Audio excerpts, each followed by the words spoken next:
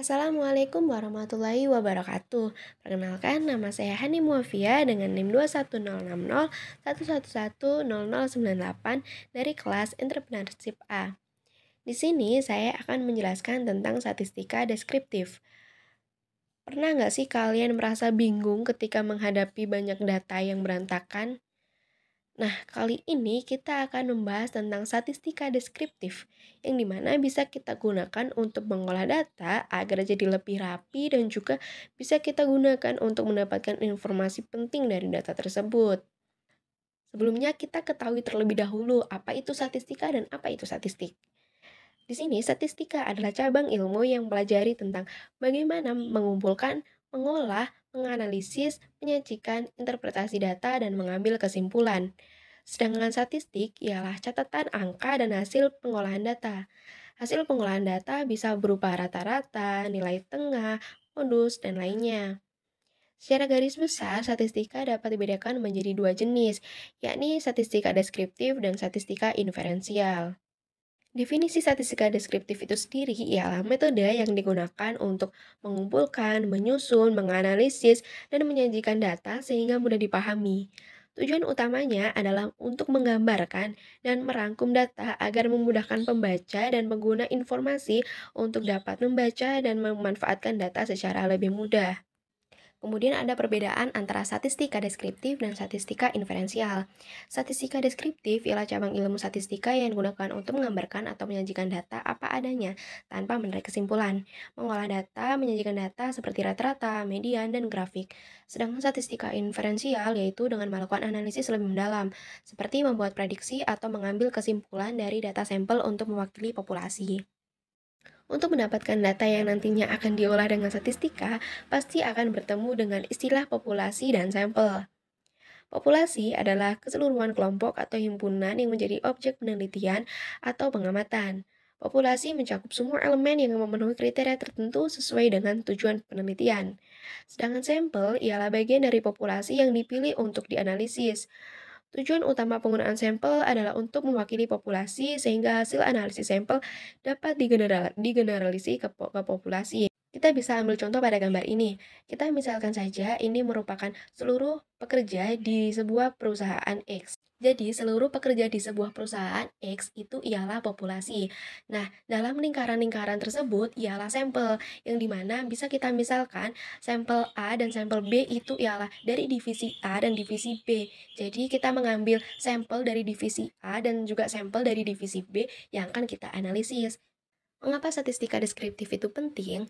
Statistika deskriptif sangat penting karena memungkinkan kita untuk mengorganisir, menganalisis, dan menyajikan data dengan cara yang sederhana dan bermakna. Selain itu juga, statistika deskriptif dapat kita gunakan untuk memahami gambaran umum data. Statistika deskriptif membantu menyajikan data dalam bentuk yang mudah dipahami, seperti tabel, grafik, atau ringkasan numerik. Contohnya, menghitung rata-rata penjualan bulanan untuk mengetahui kinerja bisnis secara umum. Yang kedua, kita bisa menyederhanakan kompleksitas data. Ketika data yang dia miliki sangat besar, statistika deskriptif dapat menyederhanakannya menjadi ukuran-ukuran seperti mean, modus, dan median. Contoh, dari ribuan data nilai ujian siswa, kita cukup mengetahui rata-ratanya untuk menganalisis performa kelas. Yang ketiga, membantu proses pengambilan keputusan. Dengan menyajikan data yang terorganisir, statistika deskriptif membantu pembuatan keputusan memahami tren dan pola dalam data. Contohnya, perusahaan menggunakan analisis deskriptif untuk melihat apakah produk mana yang paling laris. Yang keempat, sebagai alat dasar sebelum analisis lebih lanjut. Statistika deskriptif adalah langkah awal sebelum melakukan analisis lebih kompleks seperti statistika inferensial. Contohnya, mengidentifikasi pola data untuk menentukan jenis uji statistik yang sesuai. Yang kelima, untuk meningkatkan visualisasi data. Grafik dan diagram yang dihasilkan oleh statistika deskriptif membantu menyampaikan informasi dengan lebih efektif. Contohnya, diagram lingkaran menunjukkan persentase penggunaan media sosial dalam sehari. Yang keenam ialah dapat digunakan di berbagai bidang. Statistika deskriptif berguna di hampir semua bidang, termasuk pendidikan, bisnis, kesehatan, dan penelitian ilmiah. Contohnya, dalam penelitian kesehatan, ukuran penyebaran seperti simpangan baku digunakan untuk memahami variabilitas data pasien. Singkatnya, dimanapun ada data, statistika deskriptif bisa jadi alat andalan untuk mengolahnya. Jenis-jenis statistika deskriptif yaitu ada 3. Yang pertama yaitu penyajian data, yang kedua ialah pemusatan data, dan yang terakhir yaitu penyebaran data. Penyajian data dalam statistika deskriptif ialah suatu kegiatan untuk menampilkan data mentah hasil penelitian agar lebih mudah dipahami. Penyajian data dalam statistika deskriptif dibedakan menjadi 2. Yang pertama ialah tabel.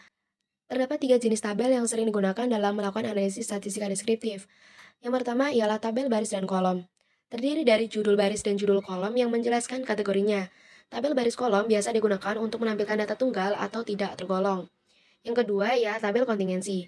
Tabel kontingensi biasa digunakan untuk memperjelas tabel baris kolom, yakni ketika kategori baris atau kolomnya akan diperinci menjadi kategori lagi. Yang ketiga yaitu tabel distribusi frekuensi. Nah, pada layar telah ditampilkan contoh penggunaan tabel.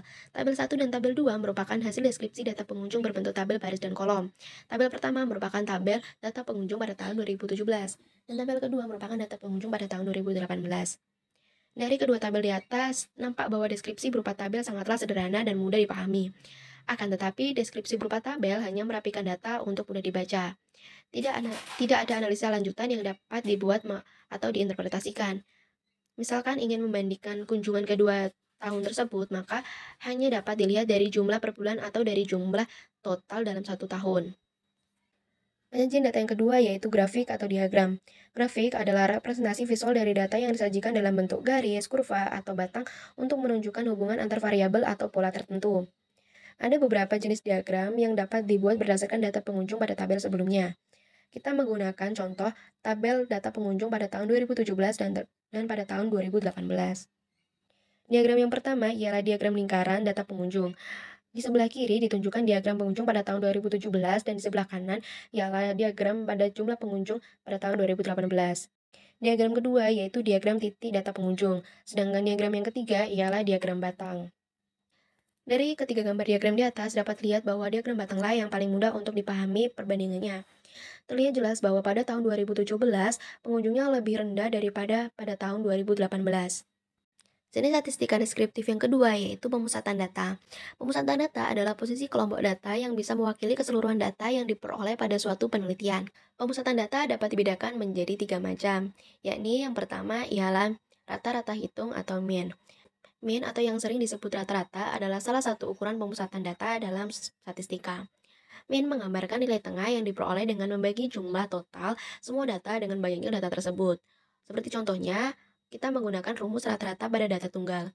Untuk data tunggal, rumus mean adalah sigma xi per n, di mana sigma xi ialah jumlah seluruh nilai data, dan n ialah jumlah data tersebut. Untuk contoh perhitungan mean, kita ambil nilai ujian matematika dari 10 siswa di kelas 12.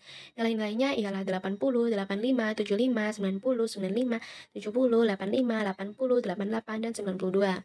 Dengan memasukkan rumus mean sigma xi per n, kita masukkan seluruh nilai ujian matematika dari 10 siswa di kelas 12. Dan kita bagi jumlah data.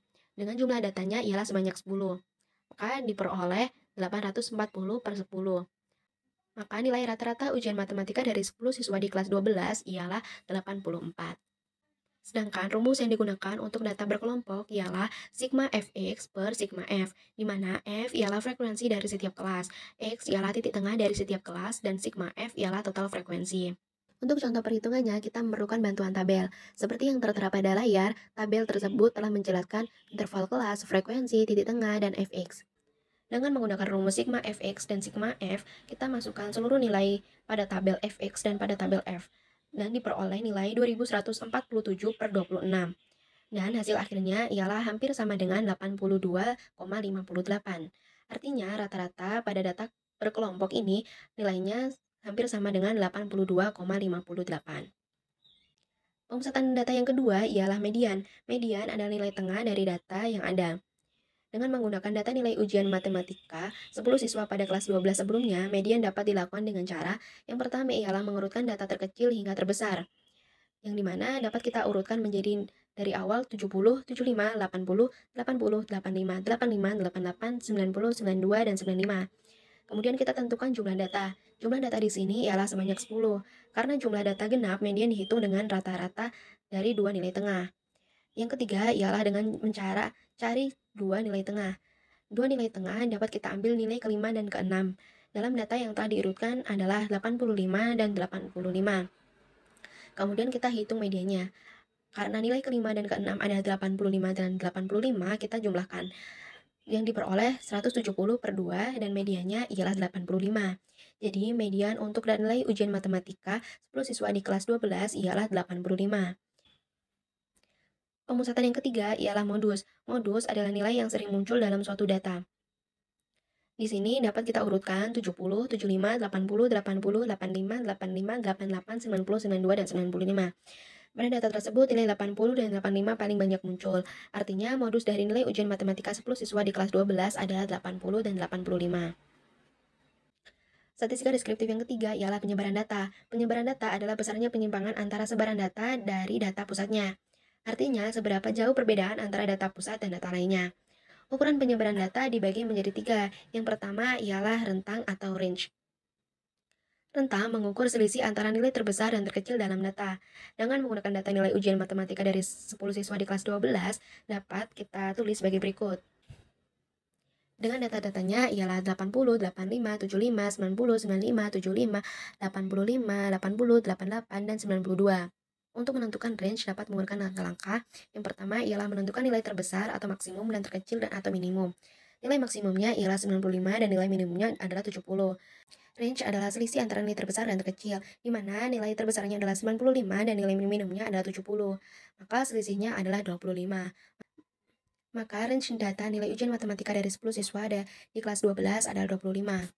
Penyebaran data yang kedua ialah varians. Varians mengukur sejauh mana nilai-nilai data tersebar dari nilai rata-rata. Untuk langkah-langkah perhitungannya ialah yang pertama dengan menghitung rata-rata.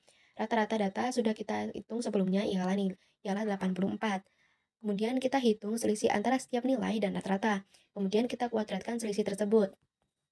Seperti 80 per 84, kemudian kita kuadratkan, maka nilainya 16. 85 dikurangi 84, kita kuadratkan sama dengan 1, dan seterusnya. Kemudian kita hitung variansnya. Varian dihitung dengan membagi jumlah kuadrat selisih dengan jumlah data atau N untuk data tunggal.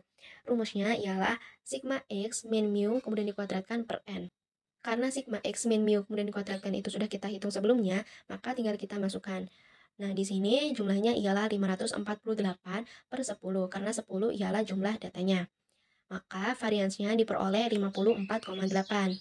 Kemudian penyebaran yang ketiga ialah seimbangan baku atau standard deviation. Seimbangan baku adalah akar kuadrat dari varians dan memberikan ukuran penyebaran yang lebih mudah dipahami karena berada dalam satuan yang sama dengan data asli. Untuk langkah-langkah perhitungannya ialah seimbangan baku sama dengan akar dari varians. Karena varians telah kita hitung pada perhitungan sebelumnya, tinggal kita masukkan nilainya. Nilai dari varians ialah 54,8. Nah, akar dari 54,8 ialah hampir sama dengan 7,41. Maka simbangan baku dari data nilai ujian matematika 10 siswa di kelas 12 ialah 7,41. Sekian presentasi dari saya. Apabila ada salah-salah kata, saya mohon maaf. Wassalamualaikum warahmatullahi wabarakatuh.